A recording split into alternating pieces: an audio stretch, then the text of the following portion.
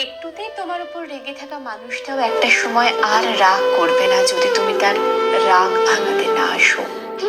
মানুষটা মনের ভেতর অভিমান পুষে রাখবে ঠিকই, কিন্তু তোমাকে কিছুতেই বলবে না, কারণ তুমি তাকে বোঝো না। তোমার জন্য অধীর আগ্রহ নিয়ে বসে থাকা মানুষটা ব্যস্ত হয়ে যেতে পারে যদি তুমি তার প্রতি বিন্দুমাত্র কোনো আগ্রহ না দেখাও। একদিন দুদিন কেউ তোমার জন্য পাগল থাকতে পারে, কিন্তু সব সময় পাগল থাকবে এমনটা ভুলেও ভেবো না।